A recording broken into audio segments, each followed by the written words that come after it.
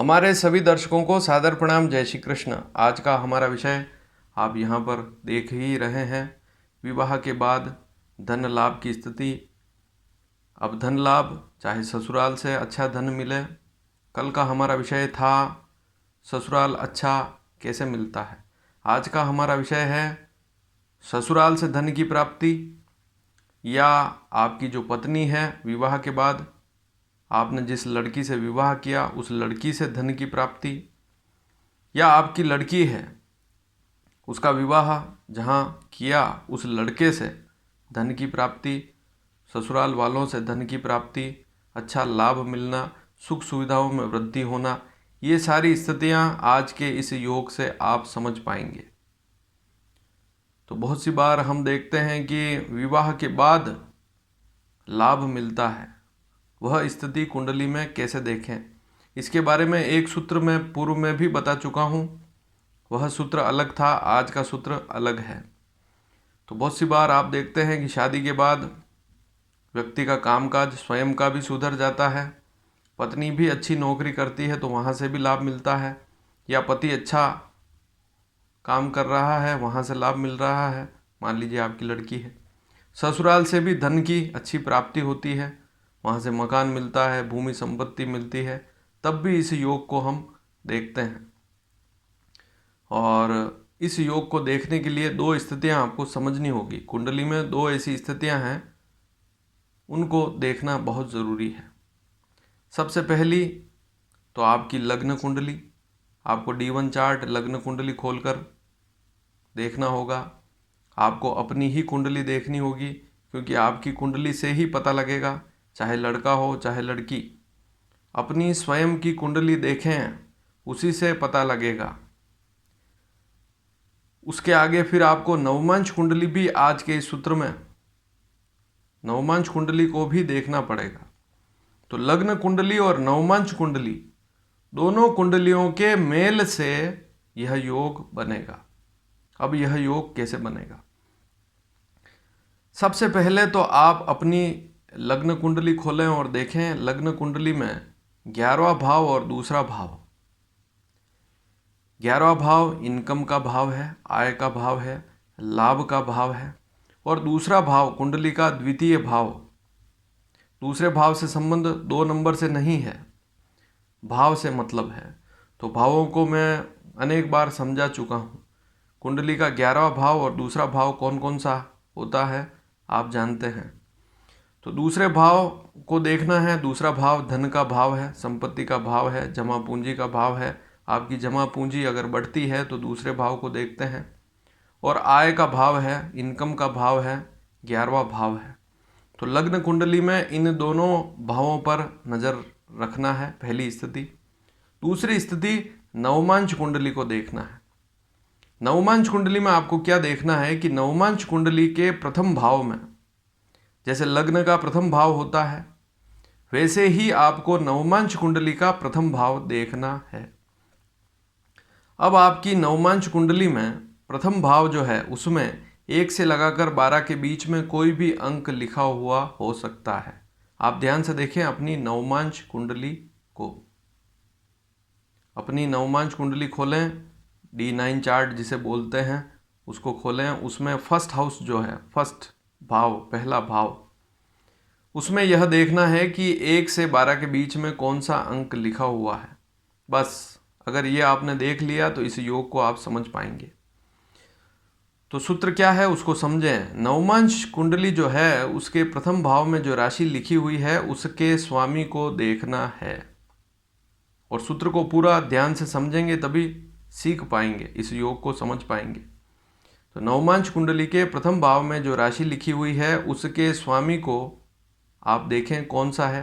1 number जैसे मेष राशि का है, मंगल स्वामी है। 2 नंबर वृषभ राशि, शुक्र स्वामी है। इसी प्रकार से नवमांश कुंडली में कोई न कोई अंक प्रथम भाव में लिखा हुआ होगा।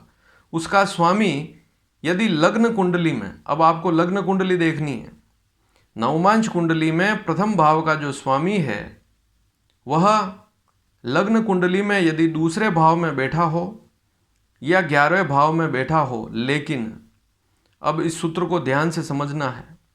नवमांश कुंडली के प्रथम भाव के स्वामी को देखना है लग्न कुंडली में, D1 चार्ट में। D9 चार्ट के प्रथम भाव के स्वामी को देखना है D1 चार्ट में, या तो वह दूसरे भाव में बैठा हो या 11वें भाव में बैठा हो। तो यह सूत्र ज्योतिष शास्त्र में लिखा है कि ससुराल से लाभ की प्राप्ति होती है, या आपकी जो पत्नी है, मान लीजिए कोई लड़का है, उस लड़के की कुंडली में ऐसा योग है तो उसे पत्नी से लाभ मिलेगा, या लड़की है तो उस लड़की को अपने पति से लाभ मिलेगा, ससुराल से लाभ मिलेगा, धन की प्राप्ति होगी। तो धन के मामले में वह संतुष्ट रहेगा।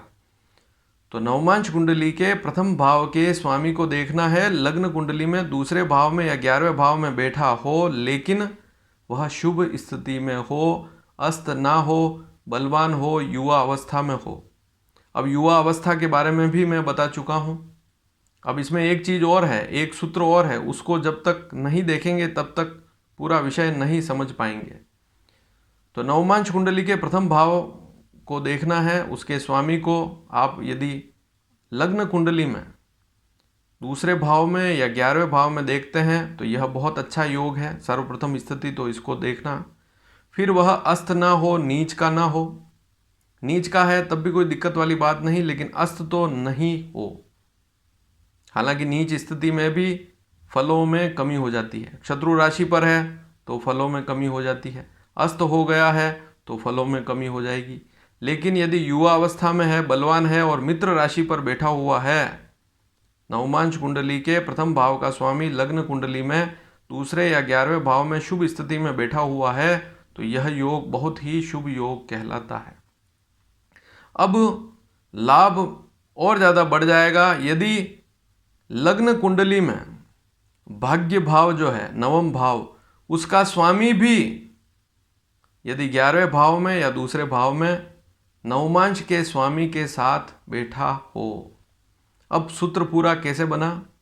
नवमांश कुंडली के प्रथम भाव का जो स्वामी है वह यदि लग्न कुंडली में दूसरे भाव में बैठा है, लेकिन उसके साथ में लग्न कुंडली में नवम भाव का स्वामी जो बनता है ग्रह, वह भी उसके साथ बैठा हो, या नवमांश कुंडली के प्रथम भाव का स्वामी लग्न कुंडली में 11वें भाव में बैठा हुआ है, लेकिन लग्न कुंडली में जो नवम भाव भाग्य भाव का स्वामी है वह भी उसके साथ 11वें भाव में हो, तब जाकर ऐसा शुभ योग बनता है। और बहुत सी बार देखते हैं इस योग के प्रभाव से ससुराल से धन की प्राप्ति होती है, वहाँ से मकान भी मिल जाता है, बहुत सी बार भूमि का भी लाभ मिलता है। या किसी लड़के की कुंडली में ऐसा योग है तो लड़की अच्छा धन कमाने वाली होती है, अच्छी नौकरी करने वाली होती है। या लड़की है तो उसे वर ऐसा मिलेगा, लड़का ऐसा मिलेगा जो अच्छा धन कमाने वाला होगा, या उसका अच्छा व्यापार होगा, ससुराल संपन्न होगा। तो यह स्थिति इस योग से देखते हैं। लेकिन नवमांश कुंडली में प्रथम भाव का जो स्वामी है वह लग्न कुंडली में दूसरे भाव में हो, चाहे 11वें भाव में हो, लेकिन उसके साथ में भाग्य भाव का स्वामी भी हो और बुरी स्थिति में ना हो, तभी यह योग बनेगा। यदि बुरी स्थिति में है, पाप ग्रहों के साथ है, शत्रु ग्रहों के साथ बैठा हुआ है, तो ऐसी स्थिति शुभ नहीं होती है। अब इसमें एक योग और समझना है। यह जो बात है ये मैं हमेशा ही बताता हूँ कि आपकी जो लग्न कुंडली है उसमें प्रथम भाव का स्वामी, पंचम भाव का स्वामी और नवम भाग्य भाव का स्वामी कौन सा ग्रह है, इन तीनों में से किसी एक ग्रह की दशा चल रही है तब वहाँ से विशेष लाभ मिलता है। तो दशाएं भी अगर अच्छी चल रही है तो लाभ में विशेष वृद्धि होती है। हाँ, लेकिन इस योग से ऐसा नहीं है कि पति पत्नी में तनाव नहीं होगा, ये बात हमेशा याद रखें। सप्तम भाव यदि पीड़ित है तो धन तो आएगा, लेकिन पति पत्नी में तनाव हमेशा बना रहेगा। तो सप्तम भाव की स्थिति, सप्तम भाव का स्वामी, सप्तम भाव का कारक, लग्न के स्वामी की स्थिति, ये सारी स्थितियां भी देखनी होती है। दो अच्छे परिवार हैं, अच्छे का सीधा संबंध आजकल तो अच्छा उसे ही कहते हैं जहाँ धन है वह सब अच्छा है, जहाँ धन नहीं है वह अच्छा नहीं है। ऐसी भी धारणा बहुत से लोगों की है। मेरे पास फ़ोन आते हैं, उनका एक ही विचार है कि परिवार बहुत अच्छा मिल जाए, पैसे वाला मिल जाए तो सारी स्थितियाँ अपने आप अच्छी हो जाती है। लेकिन केवल पैसा होने से, मेरा जैसा सोचना है, आपके विचार क्या हैं आप यहाँ लिखेंगे तो मुझे भी पता लगेगा, लेकिन केवल मात्र धन होने से सारी स्थितियाँ अच्छी नहीं होती है। यदि संस्कार नहीं है, गुण अच्छे नहीं हैं, लड़का संस्कारी नहीं है, चरित्रवान नहीं है, तो परिवार टूट जाता है। लड़की भी जिसका चरित्र लड़की का अच्छा नहीं है तो वह अपने पति के साथ ज़्यादा समय तक नहीं रह पाएगी। लड़के लड़की दोनों का पैकेज चाहे 1 करोड़ हो चाहे उससे अधिक हो, दोनों का पैकेज मिलाकर, लेकिन वैसी स्थिति में भी वे सुखी नहीं रह पाते हैं यदि उनका चरित्र अच्छा नहीं है, दोनों का एक दूसरे के प्रति अच्छा व्यवहार नहीं है, सद्भावना नहीं है, तो सारी स्थितियां खराब हो जाती है। तो यह तो लाभ का योग है, इससे लाभ वाली स्थितियां बनती है। लेकिन सप्तम भाव यदि पीड़ित है तो वैवाहिक स्थिति भी खराब होती ही है। चाहे आपके पास कितना ही धन आ जाए, ससुराल से लाभ मिल जाए, पत्नी अच्छा कमाने वाली हो या पति बहुत अच्छा कमाने वाला हो, लेकिन सप्तम भाव पीड़ित है, लग्न भी पीड़ित है, तो वे स्थितियां भी देखनी होती है। तो मिलान में ये सारी स्थितियां देखनी होती है। लेकिन यह एक बहुत अच्छा सूत्र है। इस सूत्र का यदि आप इस सूत्र को देखेंगे, यदि किसी कुंडली में ऐसा योग बन रहा है तो विवाह के बाद उसके धन में वृद्धि होगी, लाभ अवश्य बढ़ेगा। बस सप्तम भाव को भी देखना जरूरी है। सप्तम भाव यदि पीड़ित है तो समस्याएं फिर दूसरी रहती ही है। दूसरी अन्य स्थितियां भी है। संतान भाव की क्या स्थिति है, क्योंकि भाग्य का स्वामी तो अच्छी स्थिति में है लेकिन संतान पक्ष अच्छा नहीं है, तो धन अच्छा है लेकिन संतान नहीं हो रही है, यह भी समस्या है। तो सारी स्थितियों को जब कुंडली मिलान करते हैं तो इन सारी स्थितियों को देखना पड़ता है। पंचम भाव पीड़ित ना हो, पंचम का कारक गुरु पीड़ित ना हो, तो ये स्थितियां भी देखनी होती है। और यह जानकारी आपको अच्छी लगी हो तो इसे अधिक से अधिक शेयर करेंगे तो और भी लोग लाभान्वित होंगे। धन्यवाद। जय श्री कृष्ण।